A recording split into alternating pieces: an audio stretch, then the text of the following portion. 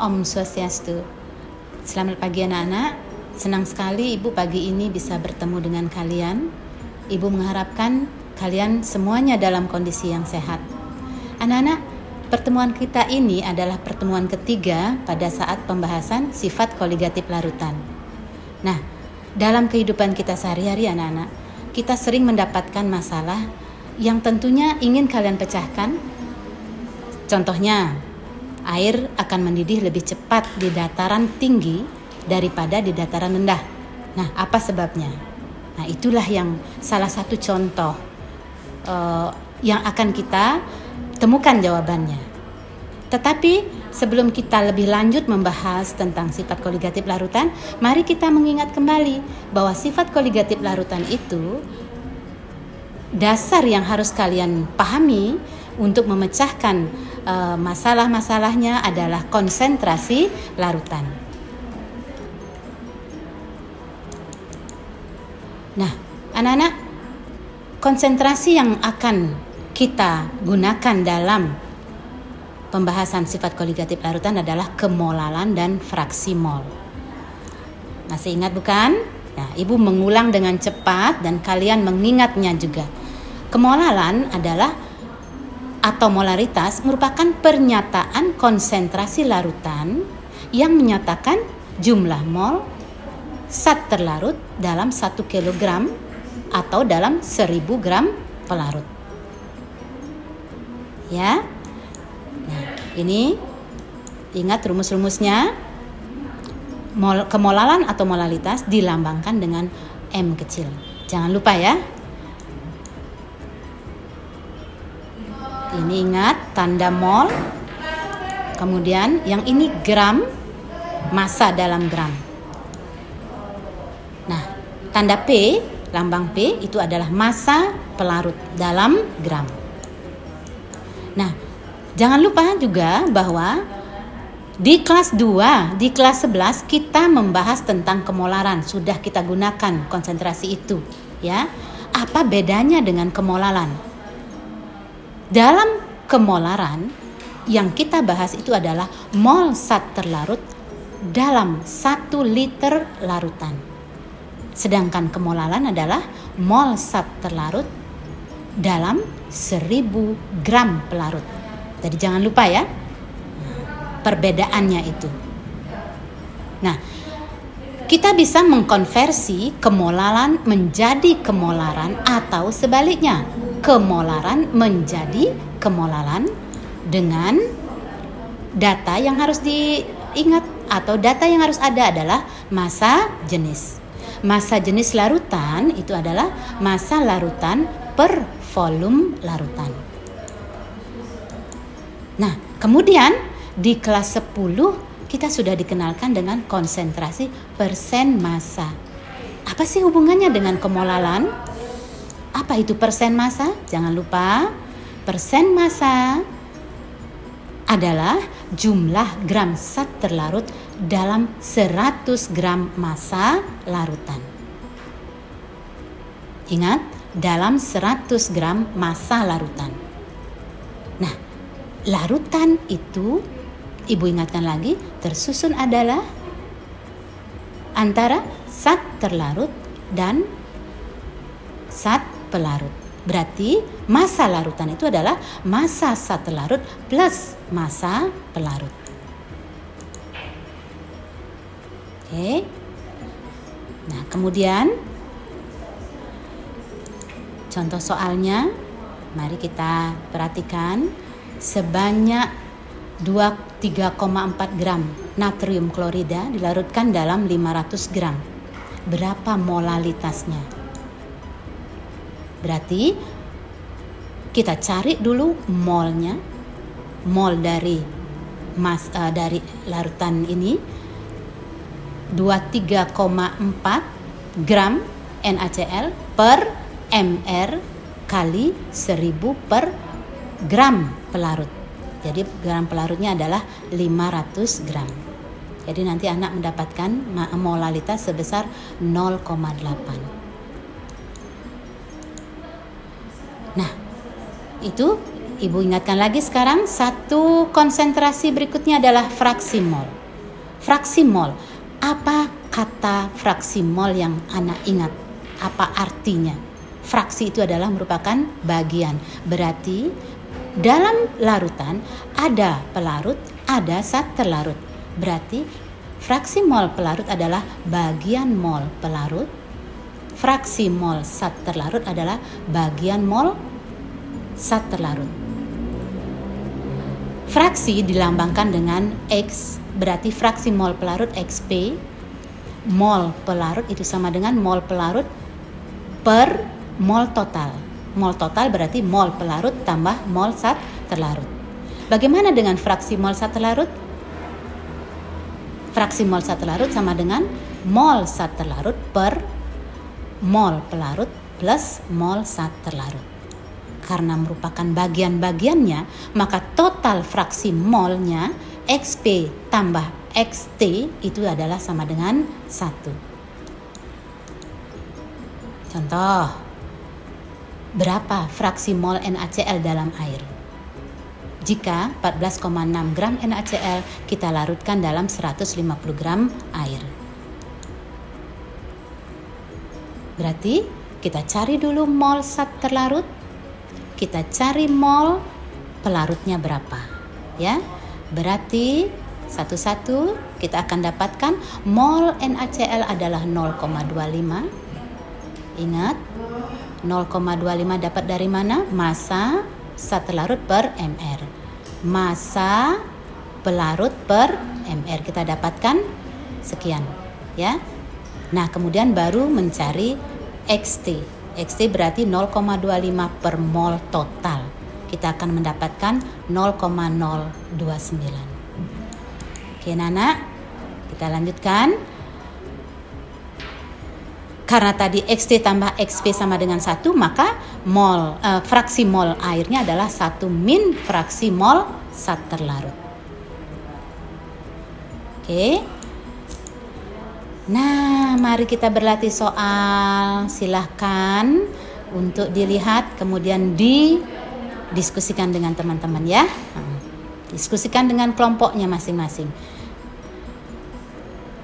Misalnya ini contoh, berarti kita mengkonversi dari persen ke molalitas. Itu contoh nomor 1. Contohnya, larutan NaCl 10%, apa artinya?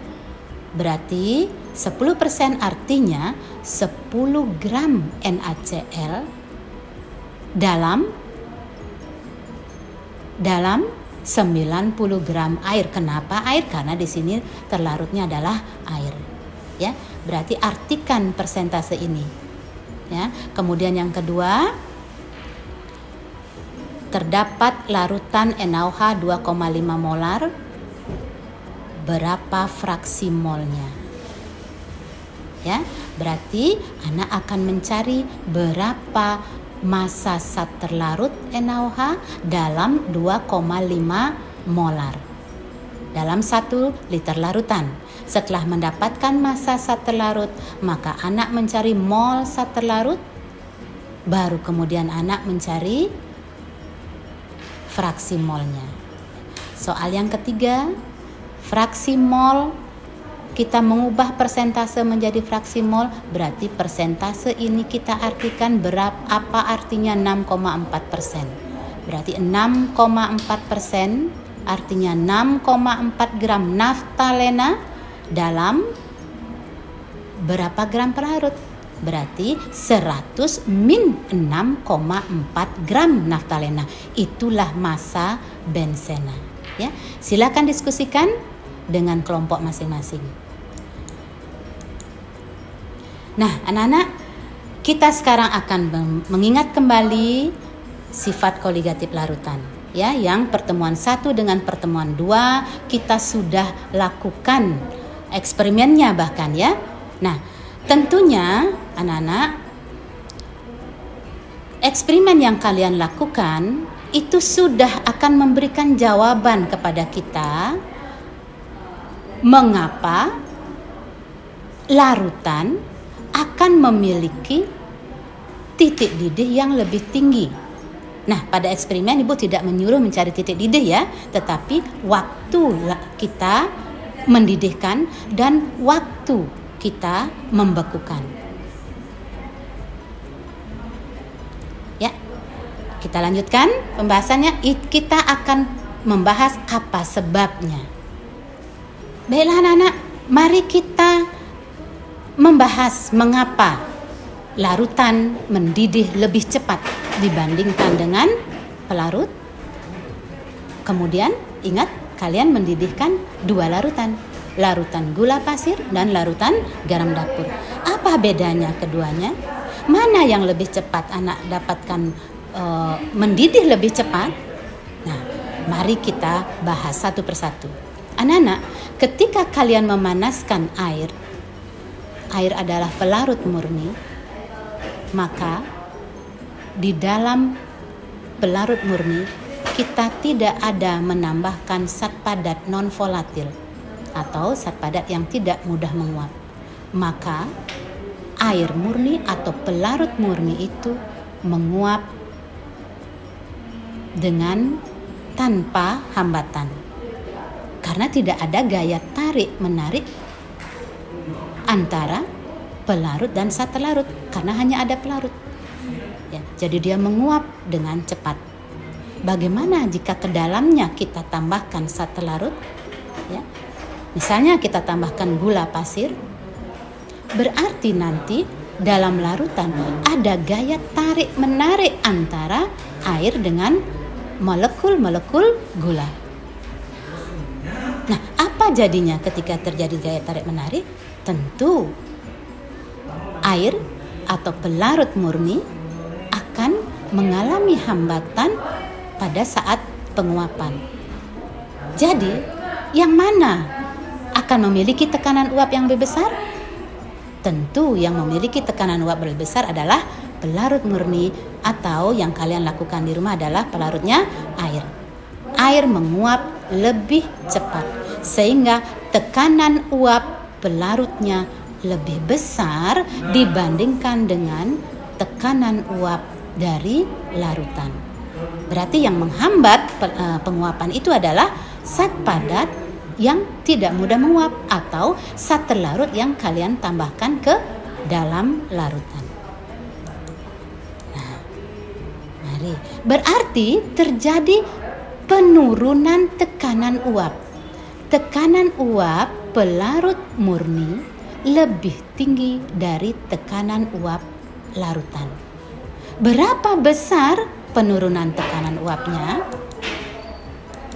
Jadi, besar penurunan tekanan uapnya adalah sebesar delta P. Seorang ahli yang bernama Roth mendapatkan bahwa pada temperatur yang sama, tekanan uap larutan atau P yang mengandung zat telarut non-volatil sama dengan fraksi mol pelarut XP dikalikan dengan tekanan uap pelarut murni atau P0. Ingat, pelarut murni kita lambangkan dengan P0. Ya, sehingga tekanan uap larutan atau P itu sama dengan XP kali P0. Ingat, XP itu fraksi mol zat pelarut, P0 itu adalah pelarut, tekanan uap pelarut murni. Ya. Nah, jadi tadi kita sudah menyimpulkan bahwa penurunan tekanan uap itu adalah P0 min P. Ingat, P0 lebih besar daripada P, tekanan uap larutan. Ya, dari sini kita akan dapatkan dari P sama dengan XP kali P0, kita akan mendapatkan satu lagi rumusan, delta P sama dengan XT kali P0. Nah, anak-anak, pada penurunan tekanan uap ada 3 rumus yang mesti kalian ingat dalam pemecahan soal-soal, yaitu delta P sama dengan P0 min P, yaitu yang pertama. Yang kedua, P sama dengan XP kali P0. Yang ketiga, delta P sama dengan XT kali P0. Ini yang terakhir. Oke. Nah, mari kita mencoba contoh soalnya ya. Silakan dicatat contoh soalnya. Ya, suatu zat padat yang tidak mudah menguap sulfanilamid, ini rumusnya. Yang mudah larut dalam aseton berarti zat terlarutnya adalah sulfanilamid, pelarutnya adalah aseton. Berapa milimeter Hg tekanan uap larutan yang mengandung 1 gram sulfanilamid yang terlarut dalam 10 gram aseton? Jika tekanan uap murni aseton adalah 4 kali 10 pangkat 2 mm Hg. Berarti zat terlarutnya adalah sulfanilamid, pelarutnya adalah aseton. Ya. Apa yang kalian akan cari dulu? Tentu MR-nya. Ya, cari MR-nya. MR masing-masing zat terlarut dan MR pelarutnya. Ya. Kemudian setelah mendapatkan itu kita cari molnya ya. Jadi, mol 1 gram sulfanilamid adalah 172. Ini MR-nya berarti mana dia? 1 gram per 172. Mendapatkan harga ini 5,81 kali 10 pangkat min 3 mol. Udah. Nah, ini dapat dari mana, Nak? Mol 10 gram aseton? Dapat dari mana? Ini kalian tentu mencari MR aseton dulu. Setelah itu, berapa gram aseton? Aseton 10 gram berarti 10 gram per MR dari aseton. Anak akan mendapatkan 0,172 mol. Nah, baru mencari fraksi molnya. Fraksi mol aseton atau XP, Anak akan mendapatkan 0,967. Ingat, cari sendiri harga-harganya ya.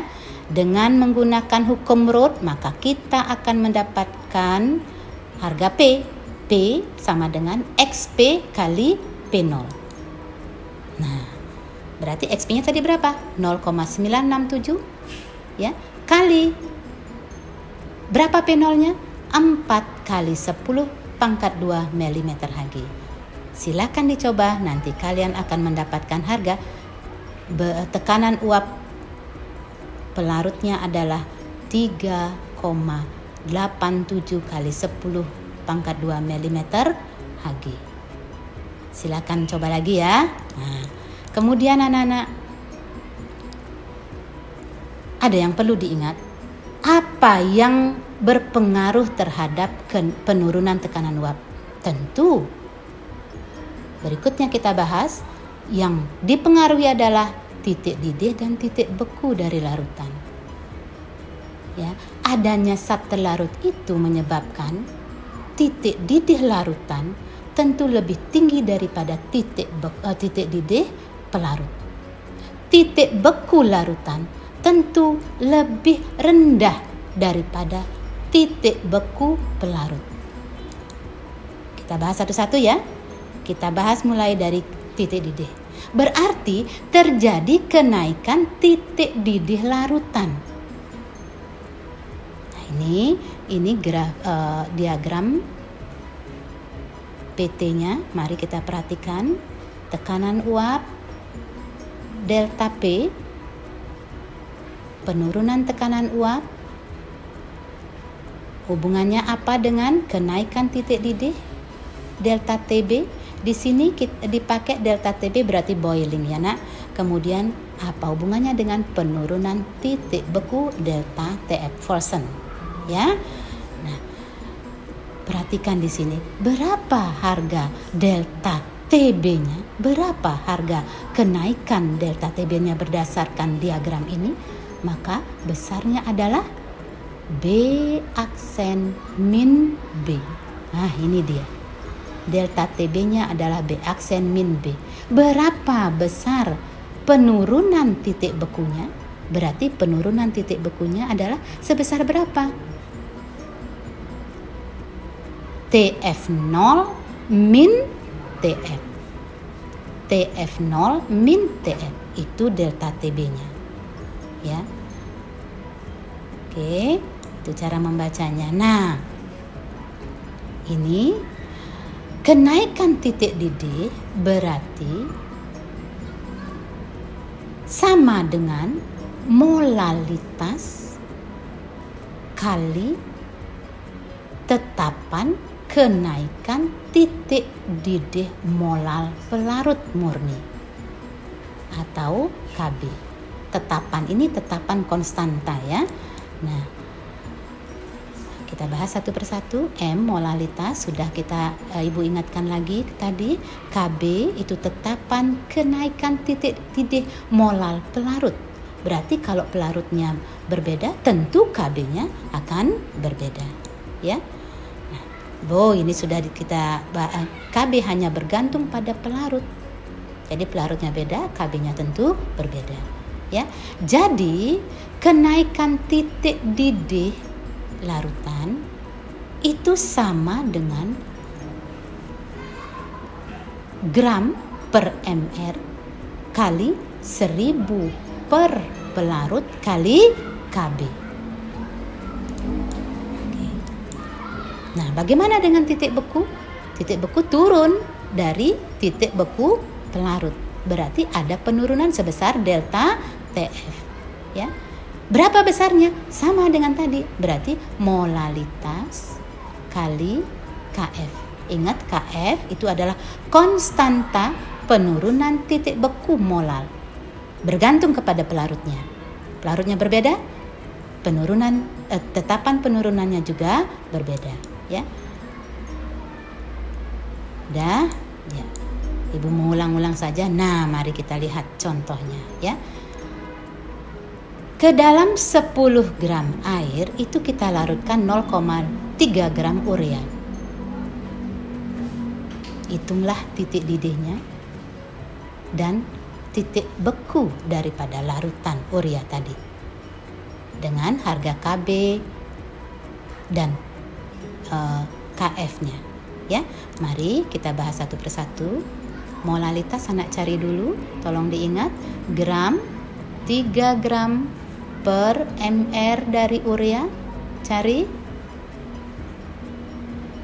kali 1000 per 10 gram pelarut, air pelarutnya. Maka anak akan mendapatkan molalitas 5 kali 10 pangkat min 3 mol. Anak-anak silahkan menghitung sendiri sampai mendapatkan harga sekian. Ibu tidak menuliskan lagi, Ibu tidak menayangkan lagi bagaimana prosesnya mencari molalitas, ya. Nah, kemudian berapa kenaikan titik didihnya? Molalitas kali KB. Itu rumusnya, ingat. Berarti molalitas tadi berapa? 0,5 kali 10 pangkat min 3 kali KB air. Tetapan kenaikan titik didihnya. Maka anak akan mendapatkan delta TB-nya 0,256 derajat Celcius. Berapa titik didihnya? Karena di sini pelarutnya adalah air, maka titik didih air tidak akan pernah disebutkan dalam soal. Kita sudah mengetahuinya, yaitu sebesar 100 derajat Celcius. Jadi, titik didih larutan adalah 100 derajat Celcius plus delta TB. Berapa tadi kenaikannya? 0,256 derajat Celcius. Maka titik didih larutannya adalah 100,256 derajat Celcius. Jelas terlihat di sini. Berarti dia akan naik sebesar 0,256 derajat. Ya. Nah, kemudian gimana dengan titik bekunya? Tadi molalitas sudah kita dapatkan, ya. Berarti penurunan titik bekunya delta TF sama dengan molalitas kali konstantanya, ya. Berarti 0,5 kali konstanta penurunan titik beku air 1,86.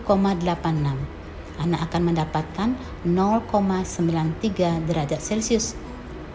Berarti titik bekunya berapa? Titik beku air berapa? 0 derajat Celcius. Berarti titik beku larutan turun dari 0 derajat. Jadi 0 derajat Celcius min 0,93 derajat Celcius. Berarti titik beku larutan adalah min 0,93 derajat Celcius. Itu yang contoh yang membuktikan bahwa mendidihkan akan suatu larutan akan lebih lama waktunya dibandingkan kita mendidihkan pelarut saja. Membekukan suatu larutan akan lebih lama waktunya dibandingkan kita membekukan suatu pelarut saja. Ya. Nah, ingat dengan eksperimen kalian, cocokkah, sesuaikah data yang kalian dapatkan dengan teorinya? Silahkan diskusikan dengan kelompoknya. Ya anak-anak, kita akan berlanjut dengan sifat koligatif yang berikutnya, yaitu tekanan osmotik. Kalian bisa mencoba di rumah. Mengapa buah mentimun yang dimasukkan ke dalam larutan, apakah itu larutan garam dapur, apakah itu larutan gula pasir, ya, menjadi mengkerut dalam beberapa hari? Apa sebabnya? Atau masalah lain, mengapa sel darah merah yang dimasukkan ke dalam air suling menggelembung? Atau anak perhatikan kalau orang sakit diinfus, ya, kenapa aman infusnya? Kenapa boleh dimasukkan ke dalam sel darah? Jadi infus itu harus bagaimana dengan sel darah? Itu yang akan kita harus tahu, ya, Nak. Nah, anak-anak, apa yang terjadi mengapa mengkerut? Berarti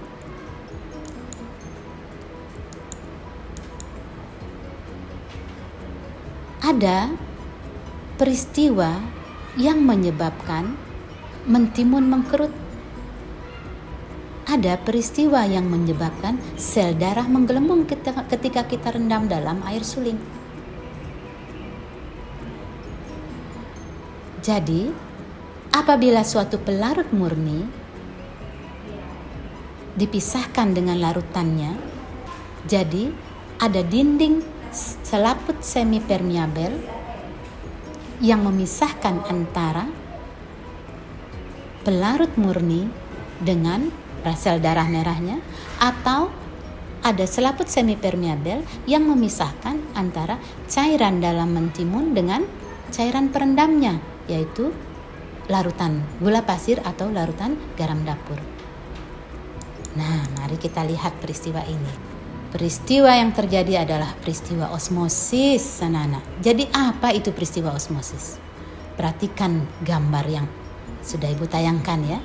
Misalnya, ini suatu larutan A, kemudian kita pisahkan dengan selaput semipermeabel. Apa yang terjadi? Kemana arah pergerakannya?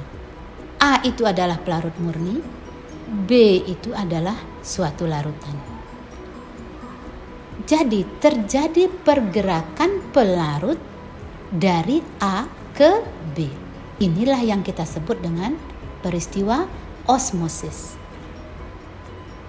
Ketika kalian merendam mentimun dalam larutan garam dapur, mengapa mengkerut? Apa yang terjadi? Berarti ada pelarutnya, cairan pada mentimun akan bergerak ke larutan perendamnya. Mengapa demikian? Karena cairan mentimun itu konsentrasinya lebih rendah. Berarti pelarutnya akan berpindah dari cairan mentimun ke perendamnya. Berarti perendamnya konsentrasinya lebih tinggi. Ayo kita simak lagi. Jadi apa itu peristiwa osmosis? Jadi peristiwa osmosis adalah perpindahan pelarut dari konsentrasi rendah menuju ke konsentrasi tinggi melalui selaput semi permeabel. Ya. Nah, kemudian yang menjadi pertanyaan kita, apakah perpindahannya akan terus-menerus? Terus dia akan bergerak? Tentu tidak. Karena peristiwa osmosis itu akan diikuti oleh tekanan osmotik. Jadi, perhatikan di sini gambar berikutnya. Ini pelarut murni A berpindah ke B, ternyata bahwa ada tekanan sebesar delta H yang mengimbangi perpindahan dari pelarut tersebut, sehingga akhirnya menjadi seimbang lagi, ya. Nah, delta H itu apa? Jadi delta H itu adalah tekanan hidrostatis yang mengimbangi tekanan yang diakibatkan oleh gerakan molekul-molekul pelarut dari konsentrasi rendah menuju ke konsentrasi tinggi melalui selaput semi permeabel. Delta H itulah yang kemudian kita sebut dengan tekanan osmotik. Berapa besar tekanan osmotik? Tentu dipengaruhi oleh konsentrasi dari perendamnya. Nah, mari kita perhatikan. Tekanan osmotik dirumuskan oleh Van Hoff. Jadi, kita rumuskan melalui persamaan gas ideal, ya. Nah, V itu sama dengan tekanan osmotik. V sama dengan volume larutan dalam liter. Jangan lupa satuan-satuannya. N adalah mol sat terlarut. R tetapan gas ideal. Ingat, tetapan gas ideal berarti satuannya liter. Kemudian maka tetapannya adalah 0,082 liter atmosfer per Kelvin per mol, ya. Dan T adalah temperatur absolut Kelvin. Oke. Maka jika kita rumuskan lagi, V sama dengan N per V kali RT. Apa itu N per V? Apa itu mol per liter? Mol per liter itu adalah molar.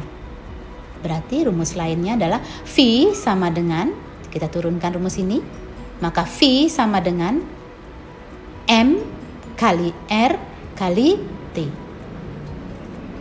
Nah, jadi berapa tekanan osmotiknya kita akan bisa cari asalkan kita mengetahui molaritas daripada larutan, kemudian temperatur absolutnya pada saat terjadinya peristiwa osmosis tersebut, ya. Nah, bagaimana anak-anak? Apa yang terjadi kalau sudah berpindah konsentrasi dari konsentrasi rendah ke konsentrasi tinggi? Apakah akan terus-menerus terjadi perpindahan? Tidak. Akan berhenti jika sudah isotonik. Jadi isotonik itu apa? Jika tekanan osmotik kedua larutan sudah sama. Kemudian kalau tekanan osmotiknya lebih besar, itu namanya hipertonik. Kalau lebih rendah, maka itu namanya hipotonik. Itulah makanya ketika orang sakit diinfus, maka tekanan osmotik cairan infus itu harus sama dengan tekanan osmotik sel darah.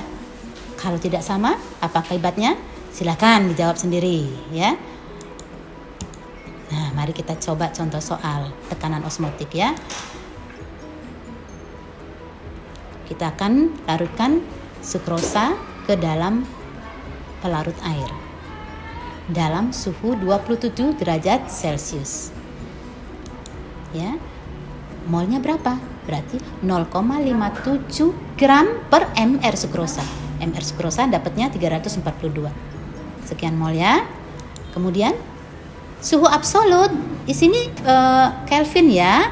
Berarti 27 plus 273 Kelvin, dapatnya 300 Kelvin ya.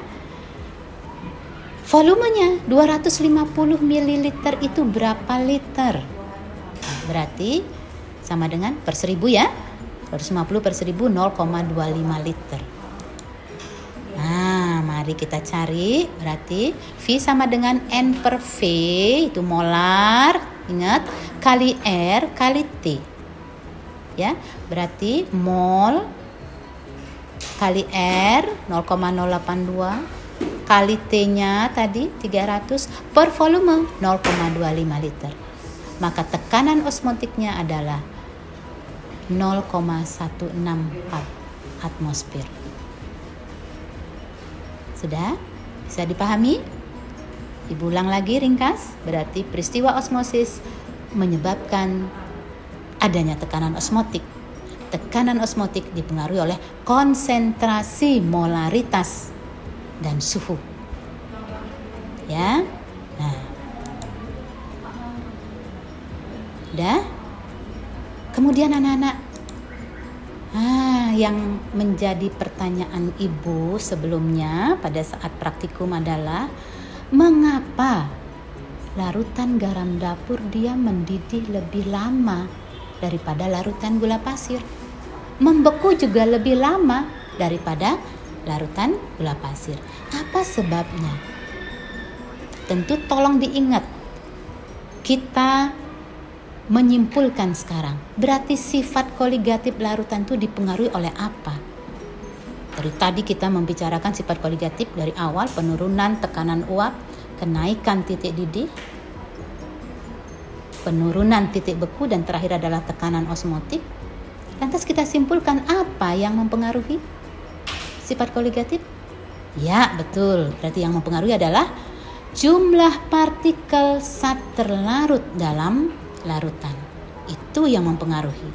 Berarti semakin banyak jumlah partikel zat terlarut, tentu semakin banyak yang menghalangi penguapan. Jadi tekanan uapnya tentu akan menjadi lebih rendah. Nah, itu ya, itu berpengaruh terhadap titik didih dan titik bekunya. Sudah? Nah, sekarang berapakah jumlah partikel zat terlarut? Tentu dilihat dari molalitasnya dan molaritasnya. Nah, ternyata bahwa ketika kalian melakukan eksperimen, kita membuat eksperimen itu molalitasnya sama. Ya, larutan gula dengan larutan garam dapur molalitasnya sama. Lantas apa yang menyebabkan? Satu lagi yang perlu diingat. Ya, larutan garam dapur adalah larutan elektrolit.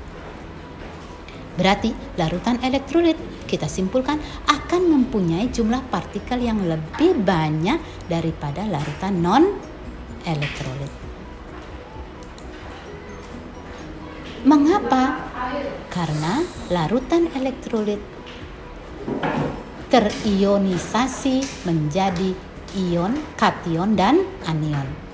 Berarti dalam larutan elektrolit jumlah partikelnya tentu dipengaruhi oleh jumlah ion-ion yang ada, ya, dikalikan dengan molalitasnya. Jadi walaupun mereka memiliki molalitas yang sama, jumlah partikelnya berbeda. Ya, inilah yang diselidiki oleh Van Hoff. Jadi Van Hoff merumuskan faktor Van Hoff. Jadi I sama dengan 1 plus N-1 kali alfa. Nah, alfa inilah derajat ionisasi. Kemampuan dia mengalami ionisasi. Kemudian N-nya apa? Ini dia yang tadi kita bahas. Jumlah ion yang terbentuk pada saat terjadinya ionisasi. Contohnya yang eksperimen kalian lakukan, Gula pasir, larutan gula pasir tidak mengalami ionisasi, berarti konsentrasinya tetap 0,1 molar. Bagaimana dengan garam dapur? Garam dapur larutan NaCl, berarti dia terurai menjadi Na plus dan Cl min. Ada 2 ion yang terbentuk, sehingga molalitasnya adalah 0,1 kali 2. Jelas? Berarti jumlah partikel dari larutan NaCl lebih besar. Itu yang mempengaruhi mengapa dia mendidih lebih lama, membeku juga lebih lama. Nah, faktor Van Hoff ini akan berlaku apabila dia adalah larutan elektrolit. Ya, jadi untuk mencari delta P, I kali XT kali P0, delta TB berarti kalikan dengan I. I-nya itu tolong diingat berapa jumlah partikel yang akan terjadi pada saat ionisasi. Kemudian delta TF penurunan titik bekunya I kali M kali KF. V-nya tentu I kali molaritasnya kali R kali T. Bisa dipahami? Oke, mari contoh soal.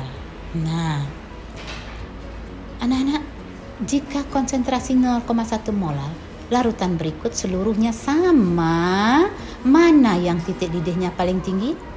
Silahkan diskusikan. Mengapa ini terjadi? Kalian perhatikan, berarti yang titik didihnya paling tinggi yang mana? Mengapa jawabannya E? Oh, berarti partikelnya lebih banyak. Mengapa dia lebih banyak? Berarti Na2SO4 akan terurai menjadi 2Na+, berarti 2 ion Na+, dan SO4 2-, berarti 1 ion SO4 2-, berarti ada 3 ion. Nah, berarti jumlah partikelnya tentu 3 kali 0,1. Ini yang paling tinggi titik didihnya. Ya anak-anak, silahkan untuk dipahami tentang sifat koligatif pada larutan elektrolit, ya. Kemudian jangan lupa kita akan berlatih soal-soal. Ibu akan mengirimkan soal-soalnya dari penurunan tekanan uap, kenaikan titik didih, penurunan titik beku, dan tekanan osmotik. Ya, kemudian pertemuan berikutnya kita akan berlatih soal. Jika ada yang tidak dimengerti, kita akan diskusikan, dan pertemuan terakhir kita ulangan. Ya. Jika ada yang masih mempunyai masalah, silakan nanti pada pertemuan berikutnya kalian chat, kemudian kita akan diskusikan lagi. Ya, selamat berlatih anak-anak, tetap semangat walaupun kita belajar berjauhan. Ya, apapun yang kalian lakukan, apapun usaha kalian, itu semua berawal dari kesehatan. Jadi jangan lupa selalu menjaga kesehatan, tetap semangat untuk bangun pagi dan tidak boleh terlambat mengikuti pelajaran di sekolah. Ya, sampai bertemu lagi pada pertemuan berikutnya. Selamat pagi. Om Santi Santi Santi Om.